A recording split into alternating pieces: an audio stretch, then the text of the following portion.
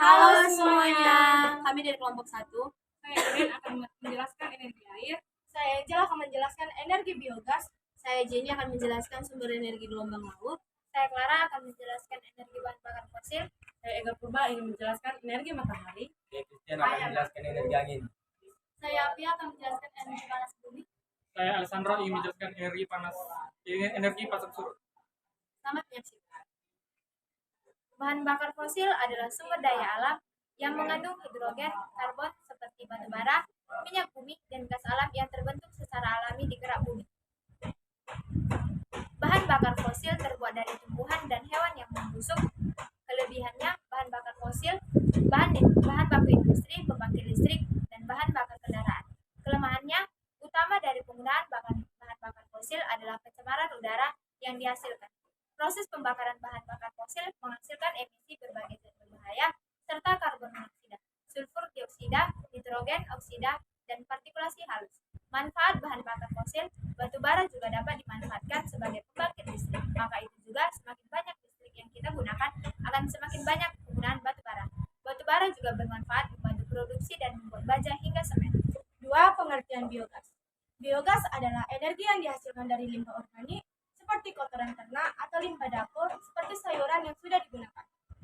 Manfaat sumber energi terbarukan, mengurangi energi gas rumah kaca, mengelola limbah organik, mendukung pertanian berkelanjutan. Kelebihan biogas yang pertama, sumber energi terbarukan dapat diproduksi berkelanjutan. Yang kedua, menjaga lingkungan. Pemanfaatan limbah untuk menghasilkan gas global adalah solusi untuk menjaga lingkungan. Yang ketiga, bahan baku ekonomis. Yang keempat, energi alternatif daerah terpenuhi. Kekurangan biogas, sistem produksi masih sederhana dan belum mengalami kemajuan, menimbulkan aroma tidak sedap, bergantungan pada cuaca. 3. Energi air. Energi air adalah energi yang menghasilkan tenaga air atau hydropower dengan cara memanfaatkan gerakan air dari bendungan atau memanfaatkan aliran yang mengalir. Pemanfaatan energi air dapat terlihat pada penggunaan pembangkit listrik, tenaga air atau PLTA untuk kehidupan yang lebih baik. Kekurangannya, pengaruh pada pertanian industri irigasi yang terbatas dapat memperlambat produksi pertanian sementara sektor industri. Kedua, ketersediaan air terbatas mengganggu produksi. 4. Dampak ekosistem air penurunan debit dapat merugikan air, mengancam kesehatan. Kelebihannya sebagai PLTA, transportasi maritim yaitu mendukung transportasi maritim, investasi pariwisata, mendukung perekonomian, dan menarik perhatian produksi. Energi ini dapat dimanfaatkan dan diubah menjadi listrik, pembangkit listrik air, tanpa meninggalkan emisi gas rumah kaca seperti yang dihasilkan oleh pembangkit listrik menggunakan energi. Yang keempat, pengertian energi matahari. Energi matahari yang berupa sinar dan panas dari matahari. Energi ini dapat dimanfaatkan dengan menggunakan serangkaian teknologi seperti panasnya surya. Kelebihannya yang pertama, tidak menghasilkan polusi sehingga ramah lingkungan. Yang kedua, energi yang terus ada tanpa khawatir habis. Yang ketiga, dapat diperoleh secara gratis dari sinar matahari pada saat siang hari. Kekurangannya yang pertama, membutuhkan tempat yang luas. Semakin luas panel surya yang dipasang, maka semakin besar pula energi panas yang berhasil diserap dan diubah menjadi listrik. Yang kedua, besar kecilnya energi yang dihasilkan bergantung pada cuaca. Jika cuaca mendung dan matahari terhalang oleh awan, maka panel surya tidak dapat maksimal menyerap energi panasnya. Sebaliknya, panel surya dapat bekerja optimal ketika cuaca cerah. Manfaatnya, memberikan penerangan, mengeringkan pakaian, bantu proses fotosintesis. Yang kelima adalah energi angin. Energi angin adalah pengumpulan energi yang berguna dari angin. Tenaga angin banyak jumlahnya, tidak terbatas, tersebar luas, bersih, dan tidak menimbulkan efek rumah kaca. Kelebihan energi angin adalah energi terbarukan, sumber daya alam yang tidak habis digunakan.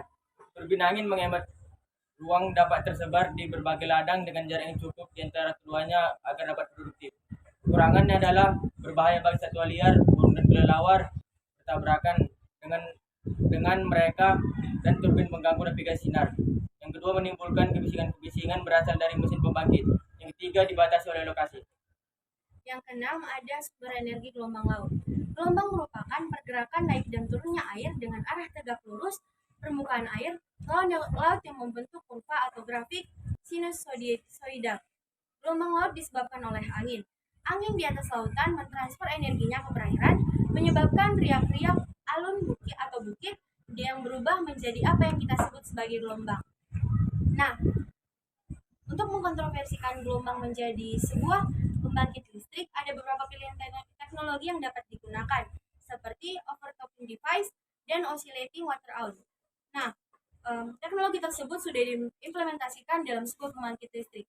Untuk menghasilkan sebuah energi listrik dari gelombang laut, diperlukan adanya gerakan turbin. Manfaat dari gelombang laut, yang pertama, ombak akan selalu ada yang artinya energi ini tidak akan pernah habis. Yang kedua, tidak menimbulkan aktivitas emisi gas rumah kaca. Lalu yang ketiga, energi gelombang laut memiliki kepadatan energi yang artinya PLTGA dapat menghasilkan energi dalam jumlah yang signifikan dalam area tertentu.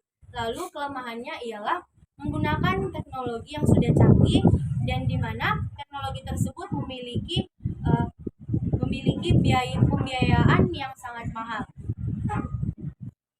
Yang ketujuh, energi pasang surut.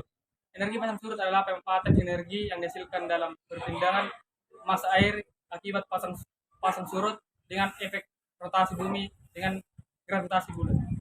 Kelebihan dari energi ini, output dapat tinggi dan hemat ruang. Yang kedua, ruang lingkungan. Yang ketiga, sumber energi yang sangat dapat diprediksi. Kekurangan dari energi pasang surut ialah yang pertama, keterbatasan geografis. Yang kedua, biaya pembangunan pembangkit listrik tenaga pasang surut yang tinggi. Yang ketiga, pengaruh negatif terhadap bentuk biota laut. Yang kedelapan, panas bumi. Panas bumi merupakan sumber energi panas yang terbentuk secara alami di bawah permukaan bumi. Sumber energi tersebut berasal dari pemanasan batuan dan air bersama unsur-unsur lain yang dikandung panas bumi yang tersimpan di dalam kerak bumi. Kelebihan dari energi ini, yang pertama, prediktibilitas tinggi, berbeda dengan energi angin dan matahari yang bergantung pada variabilitas dan pemanasan tekanan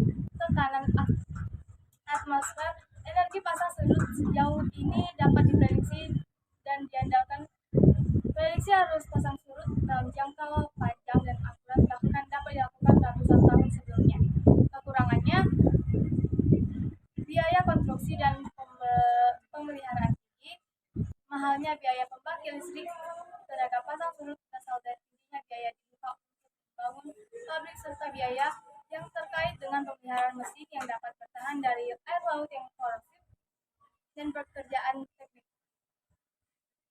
Keterbatasan geografi lokasi yang cocok untuk sistem pasang surut terbatas. Pembangkit listrik tenaga pasang surut hanya bisa beroperasi di sepanjang garis. Turbulensi pasang surut tidak dapat dipasang di perairan akibat gelombang laut. Juga tidak dapat dipasang di perairan dalam yang kecepatan arusnya kurang. Nah, sekian dari kami. Terima kasih.